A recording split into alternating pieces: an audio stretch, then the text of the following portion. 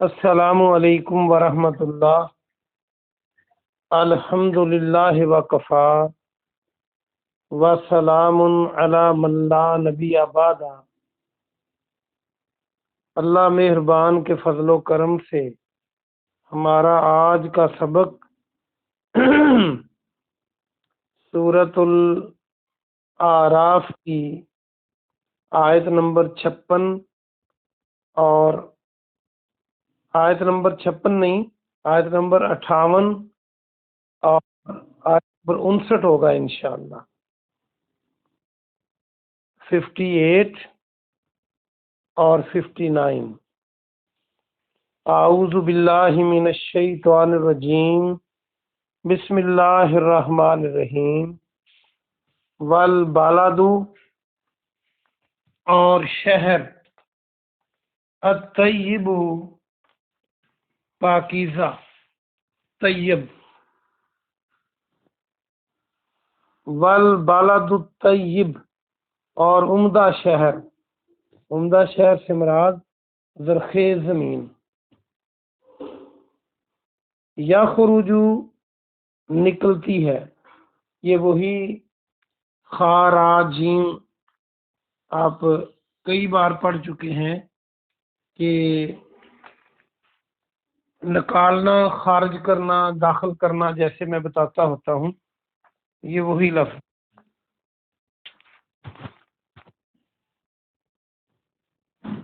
یخرج، نکلتی ہے، نباتہ، اس کی کھیتی، اس کے نباتات۔ نباتات، حیوانات، یہ ہم ایسے الفاظ اردو میں استعمال کرتے ہیں۔ نباتہ، اس کی نبات، اس کی کھیتی، بِإِذْنِ رَبِّهِ، اس کے رب کے حکم سے۔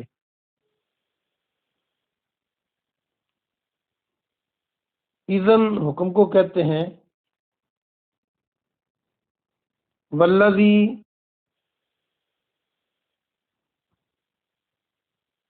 اور جو خبثہ، خراب ہے۔ خبثہ کو دیکھیں، جو خبیث اردو میں ہم بولتے ہیں، خباثت اور خبیث کے لفظ یہ یہیں سے بنیں گے۔ لا یخرج، نہیں وہ نکلتی، الا ناقدہ، مگر ناقص۔ ناقدہ، ناقص کو کہتے ہیں۔ ناقدہ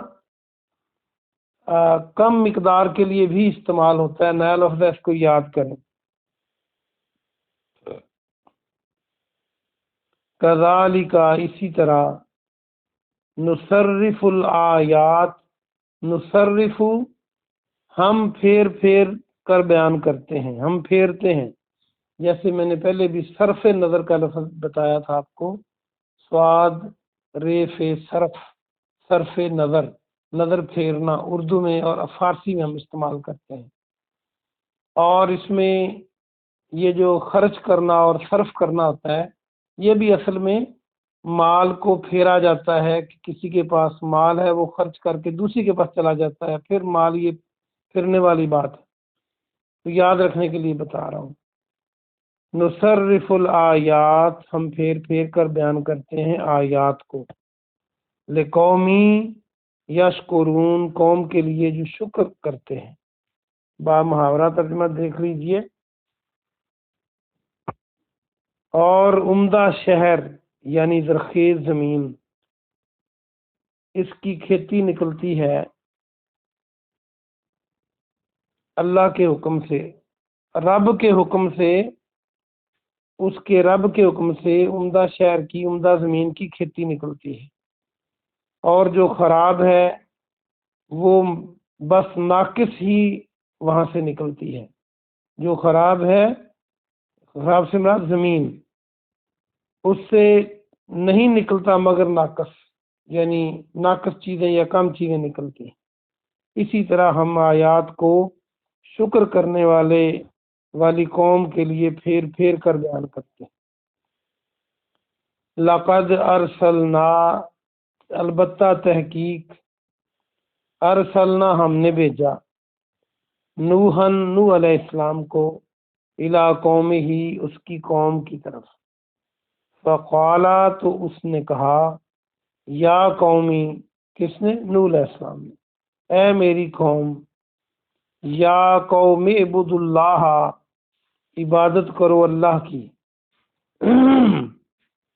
आइन बादाल आप बहुत बार पढ़ चुके कुरान मजीद में। अबद और इबादत ये सारे लफ्ज़ यहीं से बनते हैं। मा नहीं है, लकुम तुम्हारे लिए, लकुम मिन इलाहिन गैरु, कोई इलाह, कोई माबूद, कोई इबादत के लायक, गैरु उसके सिवा, उसके गैर के मानी सिवा। इन्नी बेशक मैं, अखाफ डरता हूँ।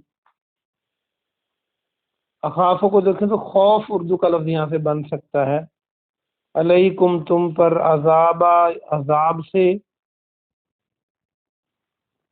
यौमिन अजीम बड़े दिन के। यौम दिन को कहते हैं, अजीम बड़े को कहते हैं। बा मुहावरा तर्जुमा देखिए। अलबत्ता तहकीक हमने नूह अलैहिस्सलाम को उसकी कौम की तरफ भेजा, तो उन्होंने कहा, है मेरी कौम, उन्हों से मुराद नूह अलैहिस्सलाम, तुम अल्लाह की इबादत करो, तुम्हारे लिए उसके अलावा कोई माबूद नहीं, बेशक मैं तुम पर बड़े दिन के अजाब से डरता हूँ। आसान सबक है, आइए हम इसकी तफसीर देखते हैं।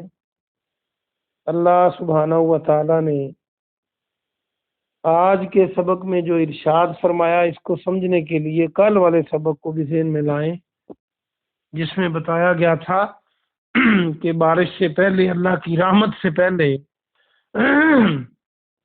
हवाएं खुशखबरी लेकर आती हैं और बादल उठाए फिरते हैं, फिर ज़मीन से फसलें उगती हैं। ये आयत मुबारका का मफहूम था। तो उसी को जारी रखते हुए आज के सबक में अल्लाह सुब्हानहू व तआला ने दो किस्म की ज़मीनों का तज़किरा फरमाया है। एक उम्दा ज़मीन, उम्दा शहर, और एक खबीस और कम दर्जे का नाकस शहर, नाकस जगह। जो लोग ज़मींदार हैं वो समझते हैं कि उम्दा ज़मीन उसको कहते हैं खेती के हवाले से जिसमें फसलें अच्छी हों, और नाकस ज़मीन उसको कहते हैं जिसमें वो चीज़ें हों जो फसलों को ख़राब करती हैं, शोर कलर वगैरह हो, पानी सही ना हो वगैरह वगैरह, या रेत की मिकदार ज़्यादा हो, मट्टी की मिकदार कम हो, और बड़ी किस्में हैं, तो उसमें फसलें अच्छी नहीं उगती। तो ये बारिश हो भी जाए, अल्लाह की रहमत आ भी जाए, तो जो मुर्दा शहर था जहाँ बारिश, जहाँ फसलें नहीं थीं, तो अल्लाह के हुक्म से जो अच्छी ज़मीन है वही फसलें उगाती है, उसी से नबातात उगते हैं। और जो नाकस है, जो ख़राब ज़मीन है, या तो वहाँ फसल कम उगेगी पानी के बावजूद, अच्छे बीज के बावजूद, या फिर जड़ी बूटी उगेगी जो कारामद नहीं होगी जितनी फसल कारामद होती है। और अल्लाह फरमाता है कि हम आयात को शुक्र करने वाली कौम के लिए फेर फेर के, बदल बदल के बयान करते हैं, ताकि उसकी फुल अंडरस्टैंडिंग हो सके, ये ना हो कि किसी को समझ ना लगे। और दूसरा इसका ये माना है कि अगर कोई कुरान की किसी आयत के मफहूम को बदलना चाहे बदनीति की बुनियाद पर, तो वही मजमून और अंदाज में, वही आयत और अंदाज में कुरान में आ जाती है, और वो अंदाज ऐसा होता है कि उसमें उसका असली मफहूम बदलना बहुत मुश्किल हो जाता है। कोई बदले तो साफ नजर आता है कि ये इसने बदलने की कोशिश की है। ये भी कुरान का एक मोजज़ा है, इसीलिए इसमें आज तक तब्दीली भी नहीं कोई कर सका। ये अल्लाह की रहमत है। और ये खूबसूरत तरीन इस्तारा भी है। वो कैसे? एक तरफ तो ज़मीन और फसलों की बात और बारिश की और पानी की बात की है अल्लाह ने, दूसरी तरफ आप गौर करें तो ये भी है استعارتاً یہ بتایا جا رہا ہے کہ نبی رحمت صلی اللہ علیہ وسلم کا تشریف لانا، آپ کا نبی بننا، یہ جیسے بارش اللہ کی رحمت ہے، اسی طرح یہ بھی اللہ کی رحمت ہے، آپ اور سارے جہانوں کے لیے رحمت بن کے تشریف لائے۔ لیکن آپ کے اتنا سچا اور سچا دین لانے کے باوجود، انسانیت کے لیے اتنا بہترین پیغام اللہ کا لانے کے باوجود، اور آپ کا بہترین انداز جس سے بہتر کسی کا ہو نہیں سکتا، اس کے باوجود جو اچھی زمین ہوگی، جن کے دل اللہ سے ڈرنے والے ہوں گے، وہ اس سے فائدہ اٹھائیں گے، اسلام کی تعلیمات سے دوسرے نہیں اٹھائیں گے۔ آپ نے دیکھا ابو جہل کو ابو حکم کہا جاتا تھا، یعنی وہ حکمت کا باپ لوگ اسے کہتے تھے کہ بڑا عقل مند انسان ہے، لیکن اسلام کو نہیں قبولا تو کیا ہوا کہ ابو جہل بن گیا، جہالت کا باپ بنا، اور اسے فائدہ نہیں ہوا۔ کوئی مدینے سے چلا، کوئی حبش سے چلا، کوئی فارس سے چلا، ایران سے چلا، لیکن ان کے دل کی زمین اچھی تھی تو وہ پیارے نبی صلی اللہ علیہ وسلم کے پیارے صحابہ بنے، جنت کے وارث بنے۔ لیکن یہ قریشی ہونے کے باوجود، سردار ہونے کے باوجود، ان کے دل کی زمین گندی تھی، تو انہوں نے کیا کیا؟ انہوں نے ناقص زمین کی طرح کچھ حاصل نہیں کیا۔ آج ہم بھی اپنے دل کا اندازہ لگائیں، جائزہ لگائیں، اپنے گریبان میں جھانکیں، کیا اسلام کی تعلیمات ہم محفلوں میں پڑھنے کے لیے بس قرآن کی تلاوت کرتے ہیں، یا عمل کے لیے کرتے ہیں؟ یا ہر گزرنے والا دن ہم مسلمان ہیں، قرآن اور حدیث، اللہ کا فرمان اور پیارے نبی صلی اللہ علیہ وسلم کی عظیم باتیں ہماری زندگی کو تبدیل کر رہی ہیں؟ کیا ہمارا ہر آنے والا دن جو ہمیں موت کے قریب کرتا ہے، کیا ہمارے اعمال کو بہتر کر رہا ہے، یا اسی طرح چل رہے ہیں، یا اس سے برے چل رہے ہیں؟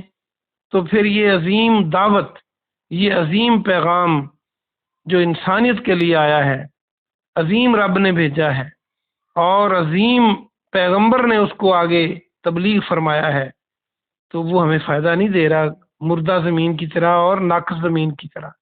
آج ہمیں سوچنا ہے۔ اگلی آیت میں اللہ نے اسی مضمون کا انداز بدل دیا کہ اللہ نے نوح علیہ السلام کی مثال بیان کی، ان کا تذکرہ کیا کہ ان کو ہم نے نبی بنا کے بھیجا تھا اپنی قوم کی طرف۔ انہوں نے کیا کہا؟ انہوں نے اپنی قوم سے کہا اللہ کی عبادت کرو، اس کے علاوہ تمہارا کوئی الہ نہیں ہے۔ عبادت صرف نماز نہیں ہے، سجدہ نہیں ہے، ہر قسم کی عبادت صرف اللہ کے لیے ہے، وہ مالی عبادت ہو، وہ قولی عبادت ہو، وہ فعلی عبادت ہو، تو یہ صرف اللہ کے لیے ہے۔ آج اللہ نے ہمیں وقت دیا ہے، ہم اپنی سمت کو ٹھیک کر لیں تو فائدے میں رہیں گے۔ انہوں نے، ہر نبی نے یہی پیغام آ کے دیا کہ اللہ کی عبادت کرو، اللہ کو الہ مان لو۔ الہ کا معنی معبود ہے، الہ کا معنی مشکل کشا ہے، الہ کا معنی حاجت روا ہے، الہ کا معنی پیدا کرنے والا ہے، الہ کا معنی عزت ذلت دینے والا ہے، الہ کا معنی کائنات کا نظام سنبھالنے والا ہے۔ تو یہ ہمیں اللہ کے لیے خاص کرنا ہوگا۔ آگے فرمایا کہ میں اس دن کے، بڑے دن کے عذاب سے ڈرتا ہوں کہ تم پر نہ آ جائے۔ کیا مطلب؟ اگر تم نے یہ پیغام ایکسیپٹ نہ کیا، اس کے مطابق زندگی بسر نہ کی، تو پھر بڑے دن کے، قیامت کے دن کے عذاب سے تم بچ نہیں پاؤ گے۔ آج ہم نے بھی دیکھنا ہے کہ ہم علامتی مسلمان ہیں، ہم نام کے مسلمان ہیں، یا ہمارے اعمال بھی اسلام کے مطابق ہیں۔ اللہ پاک سے دعا ہے کہ اللہ پاک ہمیں توفیق عطا فرمائے، ہم ہر گزرنے والے دن میں اپنے اعمال کو اپنے رب کی مرضی کے مطابق کریں، اور موت سے پہلے پہلے اپنے رب کی طرف پورا رجوع کر لیں۔ آمین۔ سبحان ربک رب العزت عما یصفون، وسلام علی المرسلین، والحمد للہ رب العالمین۔